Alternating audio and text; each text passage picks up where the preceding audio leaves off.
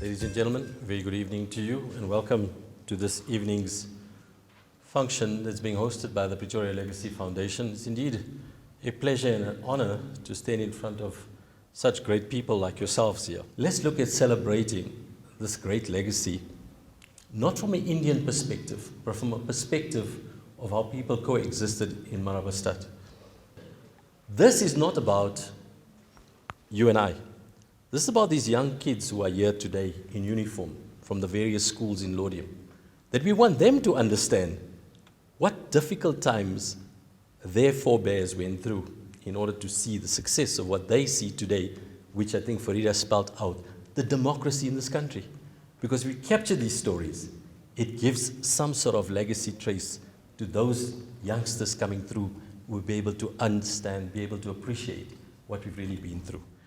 Dr. Mohamed Keshavjee is an English-trained barrister with degrees in law from Canada and the United Kingdom. Dr. Keshavjee has written 4 books, including Into That Heaven of Freedom, an Indian family's diasporic journey through apartheid South Africa. Dr. Keshavjee is a senior faculty member of the Darwin International Institute for the Study of Compassion in England and an advisor on mediation to the Secretary General of the International Social Service of Geneva. On that note, Dr. Keshavjee, welcome to South Africa, welcome to Laudium, welcome on stage. Over to you. Thank you, sir. I hope this evening, ladies and gentlemen, that I speak to you not as an academic, not as a professor, not as anyone that won the Gandhi Award for peace, the highest peace award in the world. Because the night that the Gandhi Peace Award was given to me, I was giving the oration for the 48th death anniversary of Martin Luther King. And as I sat on the stage, there were tears in my eyes. My mind went back to Marabastad, not to the 40 years that I traveled the world in the most highest diplomatic capacity, but my mind went back to the Marabastad, to the jacaranda tree in the veld under which Miss Human would teach us because they didn't have places in school to place us. We were shunted to anywhere there was a place that they could teach us, either the Mariamman Temple or the Rabia Dada Memorial Hall or to any other place where we could go to.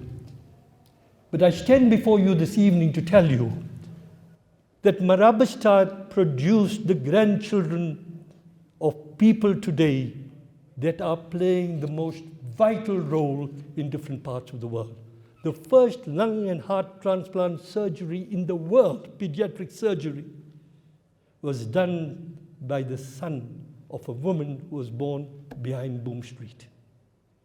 So we have that legacy with us, each one of us, that have sent children across the oceans in the same way that our grandparents crossed the oceans, not only in 1894, when Mahatma Gandhi came to South Africa, but 1860s, when those people were hoodwinked by the colonial authorities to say, go to the sugar plantations of South Africa, in 5 years you will be free.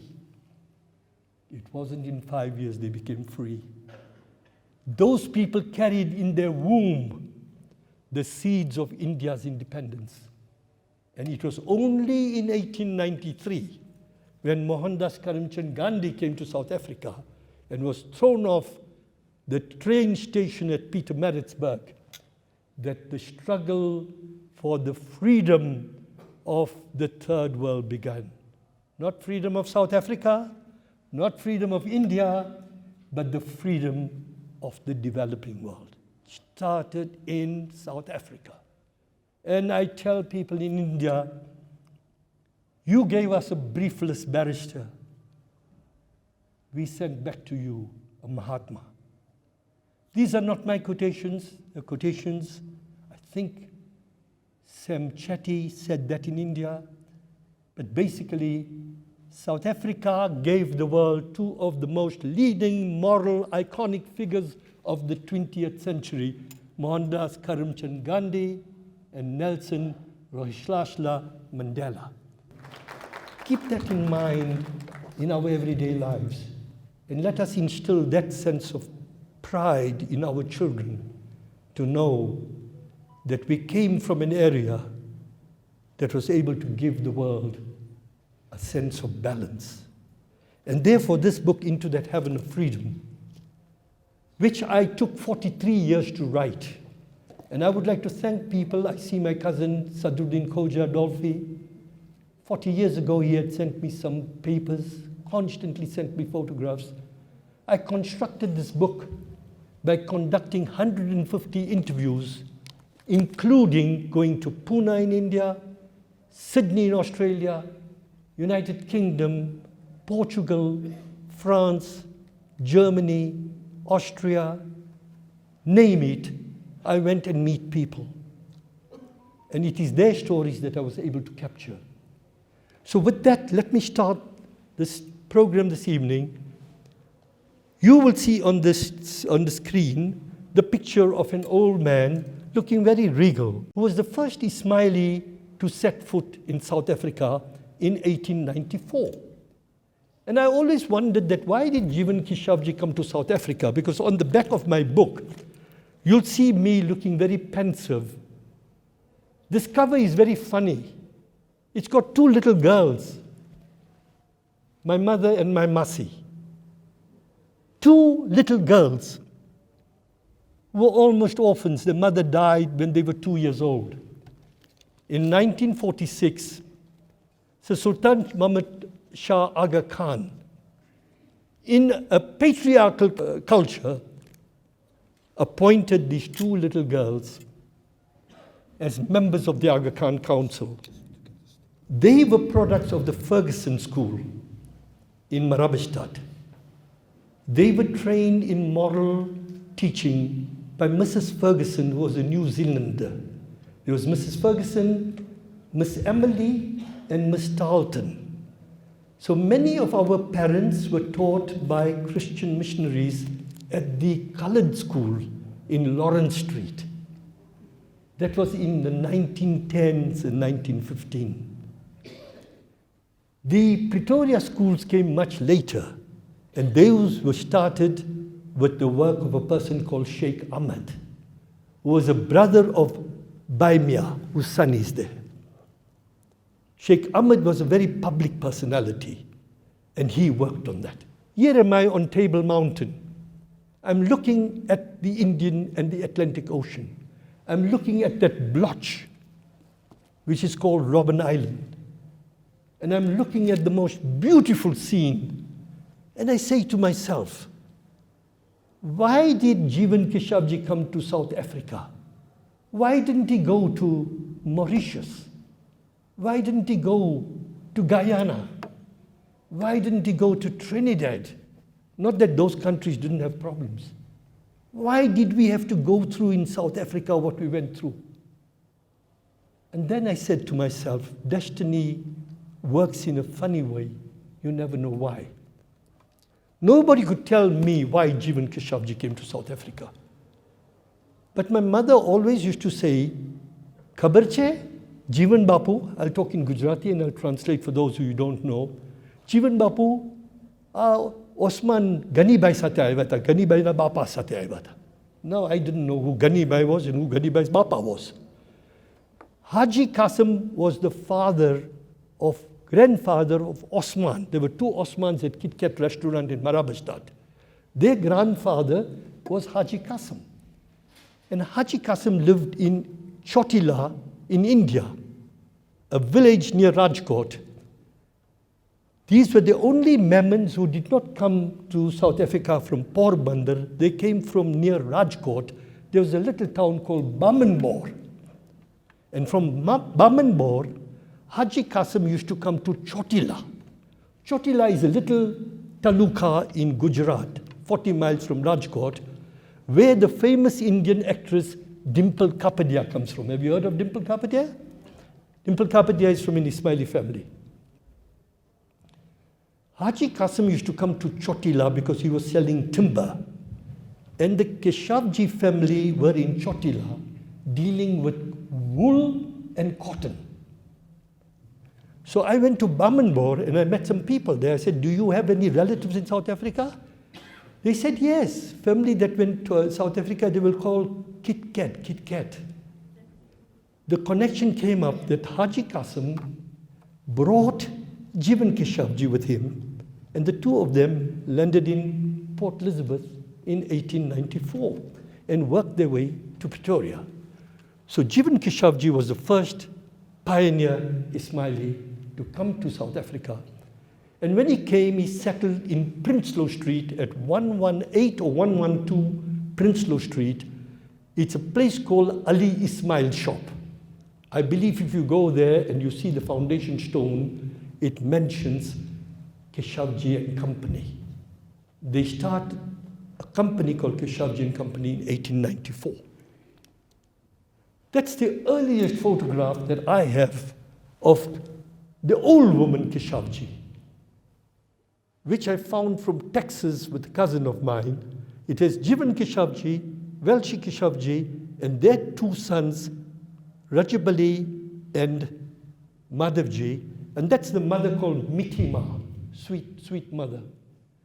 Now it's the story in the family that Mitima was quite a tyrant, and the women all wanted to run away from Chotila because they had this dreadful mother-in-law. But they brought her here in South Africa, but nobody here was happy, or may not have been happy.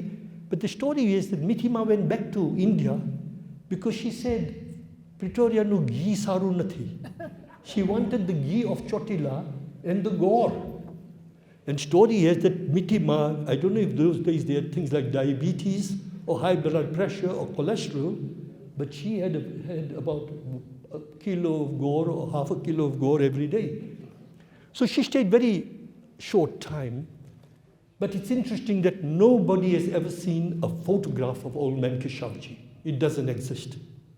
I went to the graveyard where he's buried, but there's no tombstone at all. When I went there, I said, where was this man buried? The man took me there, and he said, Aya badai sutache, badai ayache. Doesn't matter, they're sleeping in this corner. So I went there and I said my Fatiha, and I remembered, said a prayer in my heart, that thank you for what you did. Because I then came into the town of Chotila, and I saw somebody from Jivan Bapu's sister's side, 7 generations down, a man who was selling peanuts in the street, looked so haggard. When I told him who I am and I said we are related and I hugged him, he started crying. I myself could not stop crying.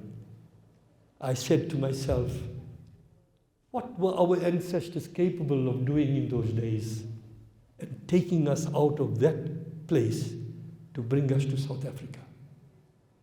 I thought of all the women, I thought of all the men, what they had sacrificed to bring us to South Africa in those days. And when we heard old women say in India that when girls are going to marry in Africa, they would say, we will never see you again. They said, when you come back to India, we will weigh you in gore. We will weigh you, because who knows when we will see you again. Those women got married in Africa, never saw their families again. They never saw their families again. Can you imagine the amount of pain, sad feeling they must have embodied? That is Welshie Keshavjee. He was one of the pioneers, and the ABC bakery was started by him. 2 Marabastad landmarks, K's Garage and ABC bakery, were the landmarks that the Ismailis were in at the time. Here, the ABC bakery was started by a Chinese man, and Welshie Keshavjee bought it in liquidation. The K's Garage was started by a Memon family called A.C. Qasim. And in 1927, Ali Bhai Welshie Keshavjee, who was the eldest son of Welshie Keshavjee, took that petrol station. It was the only petrol station owned by Indians in those days. That was Case Garage in location. Mohamed Keshavjee was a pioneer. Anywhere in Africa you go today, they will not know any of the Keshavjees, but they will know this man. This is the man who went to the Jubilees of the Aga Khan, and in 1923 he went to Rajkot and he told Sir Sultan Muhammad Shah Aga Khan, Imam, our Jamaat is waiting for you. When will you come and visit us? And the Aga Khan said in Urdu, Dekho, ek din, I will come. And that's when he came in 1945. So Mohamed Keshavjee was the pioneer. He, some of you may remember, was trapped down in front of the Jamaat Khana by a Patco bus in October 1951. And ironically, it was outside the Jamaat Khana whose foundation stone he had laid in 1929. Now that's a person, I don't know if anybody knows who that is. Can anybody tell me who that is? R.K. Khan. Did you know that R.K. Khan came from India at the behest of Mahatma Gandhi? And I didn't realize that R.K. Khan was Iranian. R.K. Khan was Iranian. His grandfather came with the Aga Khan's father, Aga Khan I, from Iran to India through Afghanistan in 1860s. R.K. Khan qualified at Lincoln's Inn in 1893. R.K. Khan had two wives. One wife was a Gujarati wife, whose family I interviewed in Pune. And his second wife was a Scottish wife. And when he died in 1942, left 45,000 pounds for Indian relief. And that's how you had the R.K. Khan Hospital in Durban. I don't know where his family is today. I've asked people, where are his children? They said, we don't know. But I met his Indian wife's grandchild in Paris. He said to me, are you from the Keshavjee family? I said, yeah. He said, you know, my grandfather came to South Africa and worked at Mahatma Gandhi, and I don't know whether he left anything from our side of the family, but must have left a lot for the white woman's children. I said, I can't help you on that one. It's very fascinating that I then went to meet his daughter, and she gave me fascinating stories about R.K. Khan. That R.K. Khan in 1893 came at the behest of Mahatma Gandhi, and R.K. Khan was the second person to be the secretary of the Natal Indian Congress. Mahatma Gandhi was the first secretary, and the chairman was Dada Abdullah Javeri of Durban. That is my grandfather, Mohamed Keshavjee. I always wanted to find his burial place, and he's buried between two people, Isa Hassim and Tar Muhammad Pir Muhammad of Carolina. Those were his closest friends. So close was the trust between these two people that when he died, Isa Hassim said, I want to be buried on one side of him, and TPM, Tar Muhammad Pir Muhammad of Carolina, I'm told, carried the janaza for a while. In those days, you didn't have hearses. That was in 1917. The story is that he was mercy killed because he was suffering from anthrax. And so they gave him an injection. It couldn't be cured at the time. Today, anthrax can be cured for very little. He was the man, you say, M. Keshavjee and Company in Prinsloo Street. That was the man who started that. Jivan Keshavjee started Keshavjee and Company in 1896. But M. Keshavjee and Company came into Prinsloo Street in 1902. And they remained in Prinsloo Street right up till the end, when everybody came to Laudium. That man is a person called K.K. Koja. Some of you may remember, K.K. Koja was the pioneer of the achar industry. His wife Sakina, and you will remember, I can see Ismail the achar industry was pioneered by old man K.K. Koja, and his daughter Sakina who was in the Indian Women's Association, used to make something like 20,000 tins of achar in those days. They didn't have machines. They had a spade and they had that, that big bath. Yeah, the gogok type of bath. And they used to sell these type of achar tins to the wholesalers in South Africa at the time. But this man was also very interesting. This is the man, Hakim's father, Hakim's mother and Hakim's father. But this is Hakim's grandfather. This man, not many people know, was the man who financed the two bioscopes, Royal Bioscope and Empire Bioscope. This man, who could not speak much English, was my grandfather, my Nana Bapa, under whose bed I used to hide when my family was looking to beat me up for running away from school. And Miss Bridgens was waiting at the Pretoria Indian School in Lawrence Street to beat me up after I've been beaten once. She was waiting me to beat me the second time. Ismail Kala may remember, Miss Bridgens came in black dress, short hair, and they said she was a fighter pilot. I don't know if she was a fighter pilot, but boy, she used to beat the hell out of me. And every time I saw Miss Bridgens, I used to really feel scared. So what I used to do is I used to run down Blood Street. They would take me up Grand Street.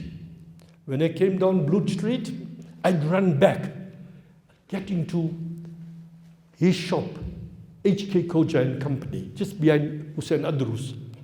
And Bapa would tell me, get under the bed. He had a black bed. Metal bed. So I got under the bed. My brother would come then and say, Bapa, have you seen this brat anywhere? And the old man would say, I have not seen him for days. I would be under the bed. Finally, they retrieved me under the bed, and they had a chap called Sunny, an African chap, and a little dog called Poppy. So Sunny had a Bombay. You know the Bombays? They were 3-wheel carts. Sunny would ride the Bombay, Poppy would run behind aimlessly, and I would scream away, beating Sunny, catching his hair, hitting him, but he would steer the Bombay and put me into, subdue me. I would be taken to Grand Street back to the school. And all the colored women would say, Los hom maar toch, he's not a baby. Los hom maar, he's a hail, man, los hom maar. And I thought, all the colored women, I said, my God, at least somebody's on my side. What was the reason? Why did I hate school? I hated school because, Miss Bridgens, I didn't like her. God bless her soul. She treated me with disdain. But I hated school because I'd left the comfort of the Aga Khan nursery school. And I was put into a class called baby class. I thought I'd left the nursery school. Why should I be in baby class, number one? Number two, they put me into afternoon school. All my siblings went to school in the morning. They are coming home at lunchtime, and Sunny is taking me on the bicycle for an afternoon school. I was lonely. I didn't want to be in afternoon school. I wanted to be in the morning school. But they couldn't put everybody at the same time. So every day I would get a hiding. My sister Gully would take me to school with a Keiki Koja's daughter, Sakar. She said, Sakar, come with me, go to take this guy to school. They'd deposit me with the Miss Bridgens, and I would have kicked Sakar so badly on her foot all the way that poor thing, she'd have a bad leg on the way coming back. I never realized that poor Bapa would be turning in his grave. Because when my brother Rex would come and give me a smack, Bapa would say, Chokra ne muki det, leave him alone. And ne metro sikari ne su karso. You'll teach him to be a matriculant. What will he do with it? Su karse, metro tini su karse, chokra ne muki det, leave him alone. And then Bapa would tell my mother, कि आ रेक्सो ने matric बनाए वो पण खाली छापू अच्छे बीजू काई नहीं करता. We taught him to matric. All he does is he reads the newspaper He doesn't look after the till in the shop.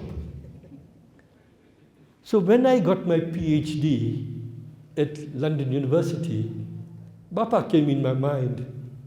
And I said, poor Bapa must have thought that leave this boy alone, he doesn't need metro. Little will he realized that his love and his compassion made me still look for going to school and going to university. So that is Bapa in my book. That is Chagin Jiva, Chagin Bapa. And that Mariam is here. Mariam, that was your grandfather. Chagin Bapa was a one-man funeral team. Whenever in 1918, when the pandemic took place, it was Chagin Bapa that went house to house to pick up the bodies, to put on this cart to be able to bury people. And in the 1918 pandemic, there was not time to bury people anywhere. I believe the Rebecca Street is where all the future burials took place. But there were some people from Marabastad buried in the Cowie Street Cemetery at that time. Am I right? Some of them are buried there. Very interesting. Thank you so much. So that's Chagin Bapa. His family today is largely settled in Canada, in Portugal, and a very large contingent in Portugal and in England. Just a side note, his daughter-in-law, Auntie Mariam Mim, taught me in nursery school at the Aga Khan Nursery School. She used to stroke my head, put me to sleep, tell me stories, and really nurtured me as a young boy. Again, I'd like to say, Daya, it's the teachers who are responsible for creating who we are today. That is Naran Keshavjee, the father of H.N. Keshavjee. If you go to Boom Street today, opposite the Empire Bioscope, I think you have that shop. Is it called Soda Brothers or what's it called? Soda Brothers? Yeah. Well, that building was called Mola Building, and it was the building that was built by Naran Keshavjee. These are the four Keshavjee brothers. The sisters never came from India, but they sent their sons, and their sons lived in South Africa. Now, that's a school at Tolstoy Farm that Mahatma Gandhi set up in 1910. Most of the people there are from the Subu family. One of the children there is the mother of Rami Pillai and Dings Pillai. That little kid is Dings Pillai's mother on the left of one of the kids. This is the history of the Dawnfontein-Marabastad nexus. Amma Naidu and Mrs. Thayanayagi Pillai, and their father, Thambi Naidu, and Maulvi Kachalia's father, Ahmed Mahmud Kachalia, who were with Gandhi in that struggle. Gandhi speaks of the integrity of Ahmed Mahmud Kachalia. He speaks of Thambi Naidu, and with them was a Chinese guy, Leon Ching. They were part of that struggle in 1906. That's Tolstoy Farm in 1906. I couldn't find a picture of Rajbali Keshavjee at that time because he was not there. He only came in 1912. But a large part of the people there were the people from the Pillai family. And here I would like to pay tribute that it's a family for 5 generations that contributed to the freedom struggle. Mrs. Pillai herself was an icon.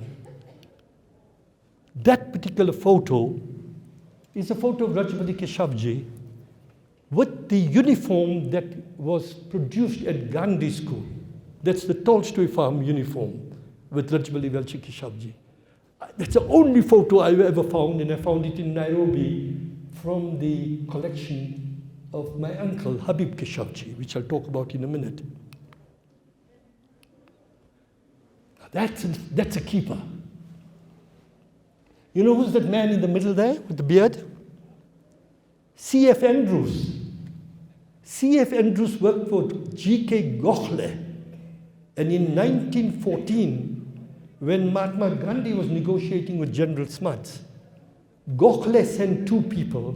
One of them was Charles Freer Andrews. And that photo has A.I. Kaji, P.R. Patthar, Sorabji Rastamji, and Gunam, I don't know who the others are, and Ali Bhai Keshavjee. And where did C.F. Andrews stay when he came to Marabastad? On the corner of Grand and 6th Street, which was the house where Auntie Zaytun sold her cosistas. It was called the Wood and Iron Bar House, which was built by Welshi Keshavjee, and C.F. Andrews and Mahatma Gandhi used to get their ride to go to the Union buildings at that time. Now that corner of Grand and 6th Street is very interesting. So one side of the street you have the Subu house. On the other side of the street, on that corner, you had Welshi Keshavjee's Wood and Iron Bar House. Opposite you've got the Mariamman Temple, and behind that area, where Shanu, your brother, had his shop, you had all the Keshavjee, Welshi Keshavjee children were born in that area. But that's also a very interesting corner, because in 1914, on the one side of the corner, Mohandas Karamchand Gandhi was coming to see Welshi Bapu to get a ride, because he'd come to Marabastad. And Kachalyas were also in Marabastad.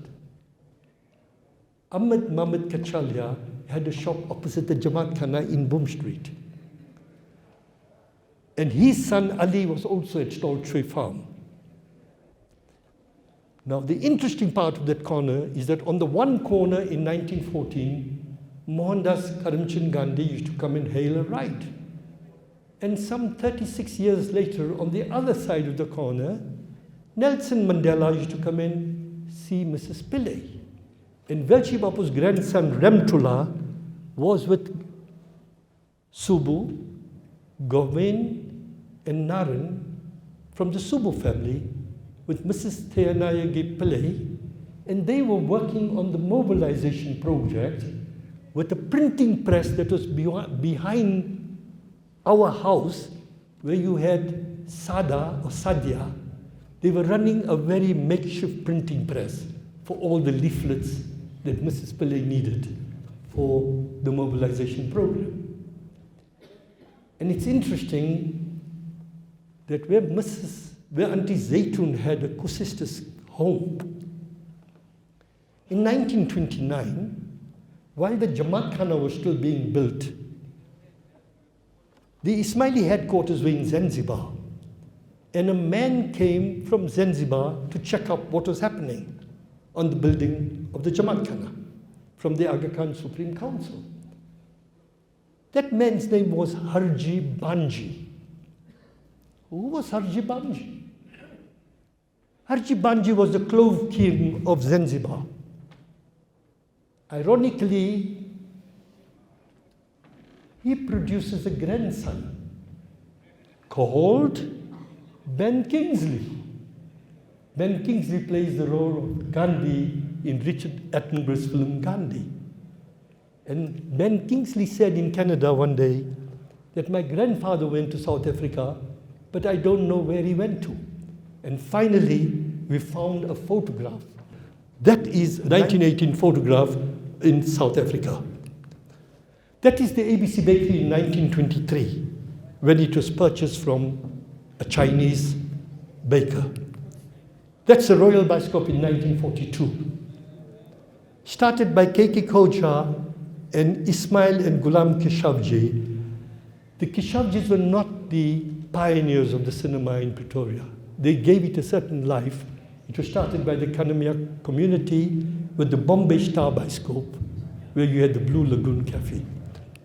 That is 1929, when the Jamaat Khana was opened. That's people from Zanzibar who came, and they had a ceremony outside in that little courtyard. That is the volunteer corps in the 1930s. Now that is the photograph of Ben Kingsley's father, Harji Banji. And I gave Ben Kingsley this photo. It's hanging at his home in Oxford. He said, "Thank you for bringing to my memory a grandfather who I didn't know." But I realized, it's a very interesting story. Ben Kingsley's father was sent to study in England in those days, and he did what you didn't do in those days. he married an English woman. So immediately they stopped his money, and the family stopped sending the other sons to go and study overseas. So that put an end to everybody's education overseas. But somehow we managed to retract that photograph. That is the emergency conference of the South African Indian Congress, and many of your parents are in that picture. Politics. R.K. Khan is in there, and Sir Kurma Reddy was the Agent General of South Africa at that time. 1934, Kunwarani Maharaj Singh came to Pretoria, and the Pretoria Women's Association had that program. Mrs. Mulu is in there, people from the Luhana community, and there are two women there, Sam, your grandmother, Adima, and Murthy, your grandmother, Achiamma, are both in that photograph. And right at the back is Mrs. Theyanayagi Pillai. That's a 1934 photograph. That's the older women from the Ismaili community who started the Welfare Society. That is the Aga Khan Education Board that ran the nursery school that some of us went to. That's the new Women's Community Committee when the women who were born in South Africa took over the work of the community. They were in the Welfare Committee. I'm very happy to say that all the grandchildren today are leading doctors in Canada and America, playing an incredible role. That's a Pretoria Jamaat Khana. Somebody from the Umarji Wali family? Umarji Suleiman. Umarji Suleiman did all the decorations of the Jamaat Khana at that time. That's in August 1945 when Sir Sultan Muhammad Shah Aga Khan came to Boom Street. And I think somebody mentioned here, one of the Bahamia family said, you remember as a little boy. That's a very interesting picture. It's General Smuts with Ali Bey Keshavjee and the Begum, and I think Jan Hofmeyer was there. That photograph was on the 9th of August, 1945. And that's the day the nursery school was conceived. Because the community told the Imam that we need a nursery school. And the Imam said, do you have a place to build it in? They said they don't. But Count Ghulam Keshavjee told the Imam that there is a place behind the Jamaat Khana, but it belongs to the Manji Keshavjee family. So they came to my father and his 3 brothers, and they had 4 sisters. And they said that the Imam has said we should start a school. Would you be happy? They said, yeah, we don't mind. Whatever the Imam says, we'll do. But they said, we wanted to extend the Jamaat Khana. They said, well, the Imam says, why don't you have a school? And so they extended the school. And that night, on the 9th of August, 1945, each of my father and his sisters, 8 of them, gave 200 pounds each. And they had 800 pounds, and they bought a piece of land that belonged to Mr. Kaler at the back.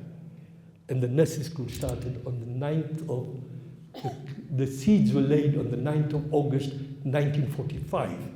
Very historic day for, will anybody tell me why? Eh?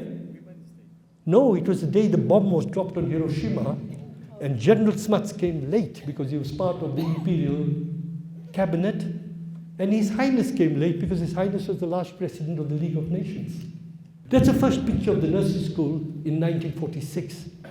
And at that time, they got a European teacher to teach us. I don't know, Harun, if you remember, there was a Mrs. Glennie there.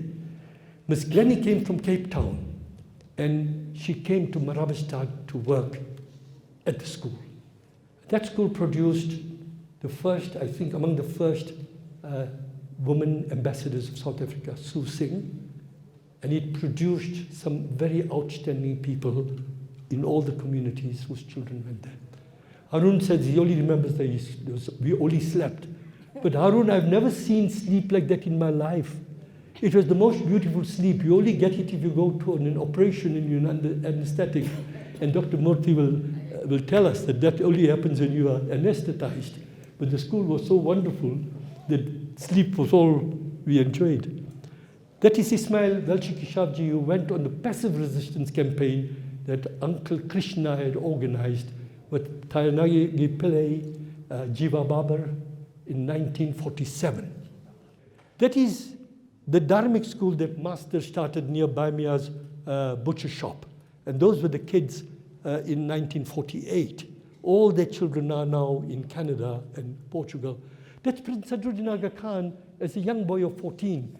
He became the United Nations High Commissioner for Refugees when the Uganda problem took place. Prince Sadruddin came to South Africa in 1948. He was 14 years old, and he visited Marabastad. That's in the Jamaat Khana clinic. That is the education board that started the nursery school, and in the middle is V.M. Nazar Ali, who was the administrator of education, who came from Tanganyika right up to South Africa to help the community set up the school. The Empire Bioscope, 1951, Mighty Joe Young. Umar G. Suleiman put that whole program up, where the gorilla is going to throw a woman off, and it was all lit up, and there were actual screams on the tape recorder. People would come all over there just to stop to see that. That is the first doctor, Ismaili doctor, Dr. Mohamed Keshavjee, at Wits University in 1946. He went to school in Marabastad. And Dr. Hussain is 96 years old today, is in Canada, but he was among the first doctors, and he spent most of his life in Alexandra Township. The first Indian doctor from Pretoria, Dolly Keshavjee. 1957, she qualified, and her practice was opposite the Jamaat Khana near Neeru's Cafe. If somebody remembers, there was a cafe, there was the Adam Cycle thing that Velji was running. Then you go towards the Blue Lagoon Cafe. In between, there were two shops, two stores.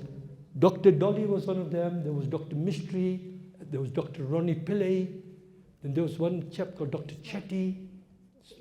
Dr. Ismail, you're right. There were about 5 or 6 Indian doctors. And they served the community with love and affection. The first all-African cast film, Jim Comes to Joburg, in 1949, its premiere was in Boom Street. That's Dolly Rathepe and Daniel Adenuma. Dolly Rathepe acted in a film, I think, called Mapanzula. She was the beauty queen, the Miriam Makeba, and Dolly Rathepe used to come and sing at the Empire Cinema on a Friday night.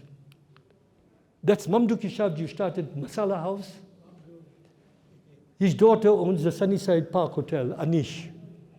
It's with him that I went to East Africa. That's my brother Amir, who wanted to go and study at Harvard University. Sadly, he couldn't go. He had to leave Wits. Destiny works in its own way. His son today is a professor at Harvard, the first non-white to hold the position of the dean of Harvard Yard. That happened 50 years later. That is Barber Street. That is the nursery school. That is 1951 in Berlin. Rem Welshi, Percy Cohen, Peppy Rawat, Sonia Bunting in East Berlin. Kenyatta, Jomo Kenyatta's defense team, Nairobi, 8th December 1952. Joseph Sifuma, who worked with us in our vinegar factory opposite the Mariamman Temple. The President Aga Khan in 1958 arriving at Jan Smuts Airport. That's the first picture of his. Juki will remember that the car was given by Rajwali Kaka. It was a Fairlane gold and white car. And that's Chotu Makan, who was standing there and came into the picture because his reflection came on the picture. The Aga Khan at the church square laying a wreath with Count Keshavjee on one side and Count Koja on the other side.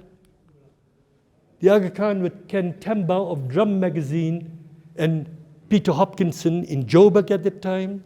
That was the starting of the Nation newspaper in the nursery school that the Aga Khan visited. And that's your friend Amin. Ismail Ibrahimji, that's your friend Amin from Toronto.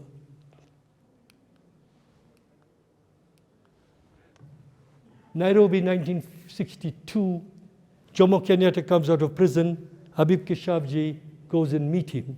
And Kenyatta says, Habib, I can never forget you. Thanks for helping me. You saved my life. Because while he was in prison, Habib sent him vitamin tablets and a fridge. Prince Sadruddin Aga Khan, High Commissioner of Refugees for United Nations in Nairobi with Keshavjee. They remember he's showing him photographs of his trip to South Africa. Dings Pillay, a person about whom we can write a book. This is the man who was working at the United Nations and consolidated the whole South African case, the apartheid case, into the apartheid question. Dings Pillay died about 3 years ago in Toronto, and that's him with Krishna Menon. His story is fascinating, fascinating story.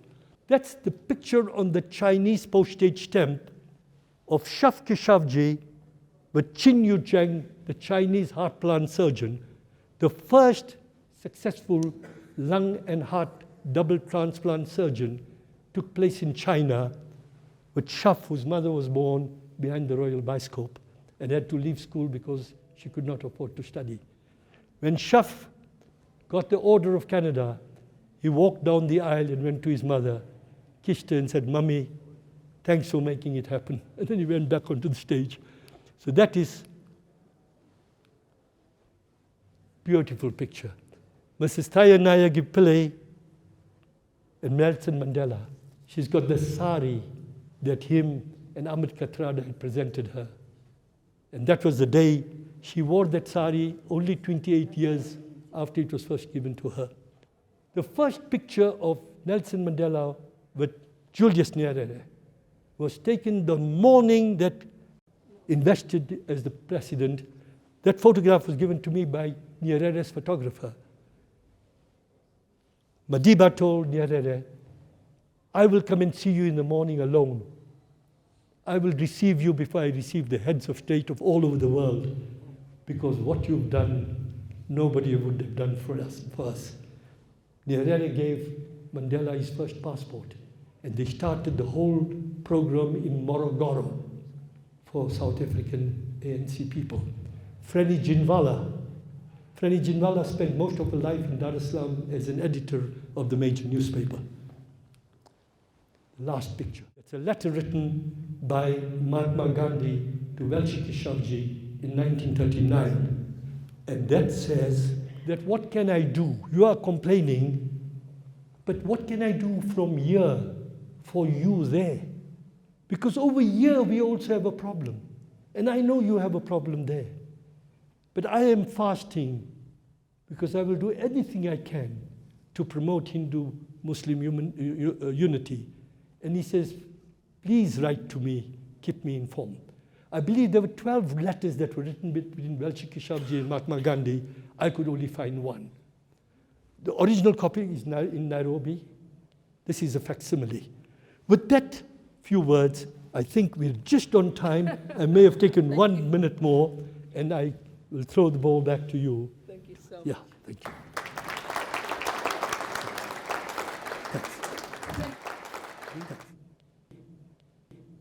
Okay, this year is the 50th anniversary of the expulsion of the Asian community from Uganda. Did you know that? It's the 50th year of Uganda's expulsion, where Idi Amin got up. He said, I had a dream. God told me to get rid of all the Indians. They are economic exploiters. They are bloodsuckers. They are taking the old economy away. I need to get rid of them. And I was in Nairobi when all these Indians were being thrown out. And the country I was living in, Kenya, would not even allow them to spend their overnight stay. And one day I saw a picture with Indians on the train with the caption, they are being sent back to the sea on which their grandparents came. And I had a South African passport. I was not even able to live in Kenya for long. And I thought to myself, what the hell? Why am I in Africa? What brought me here? And then I said, but why did we come out of India? So that started my journey. And that took me 40 years to find all this out. What motivated you to write so much about Marabastad? I don't have any children. My wife is a professor. We married late. And I went to my family. I told my brother, I said, look, I've got about 2,000 or 3,000, 4,000 books. What do I do? So his advice to me was, go to the Oxfam shop and give them 2,990, and you keep 5 in your homes. I banged the phone.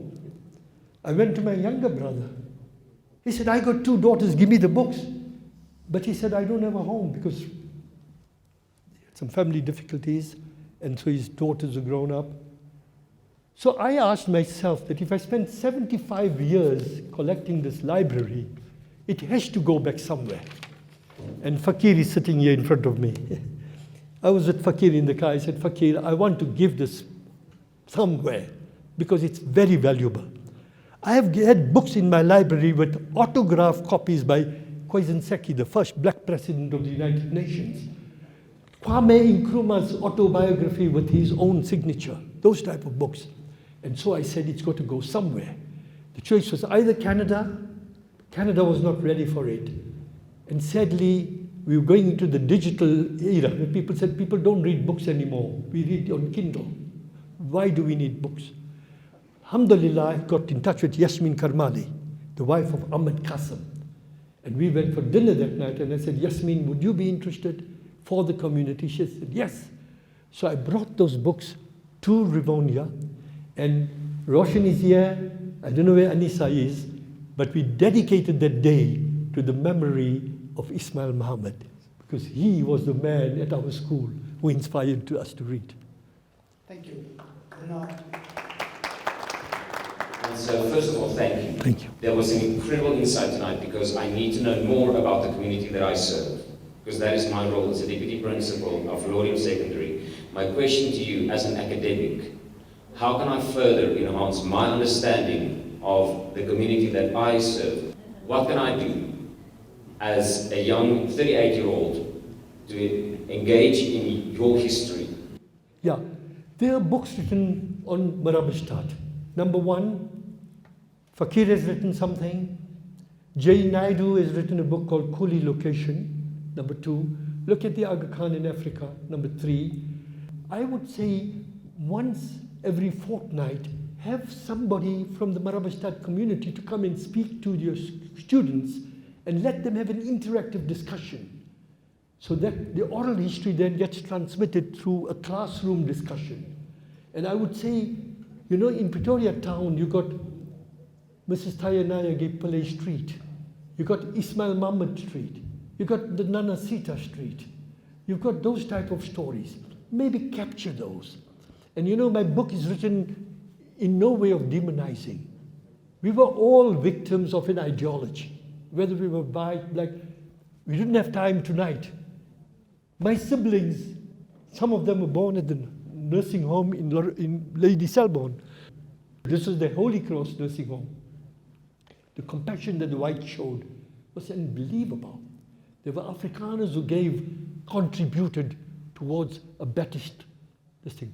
People like Breitenbach, people like Beyers Noddy, people like Bram Fischer. How many Afrikaners know who Bram Fischer was? Yet Bram Fischer, an Afrikaner, gave his life for the freedom struggle. If you can do at the Laudium School what we're doing tonight, and let our children begin to see another dimension. Aziz Tayyab is here. Aziz has written books on the architecture of the area. Ismail Muhammad's book, Judge Ismail Muhammad's book, Anissa sent me a copy. That book should be used to write essays. So capture that. You've got it. You've got it here. Capture it. Oh, thank you so much. You know, you don't need to get it. So thank you very much, all of you. I will keep this and hold it. And then program director just before.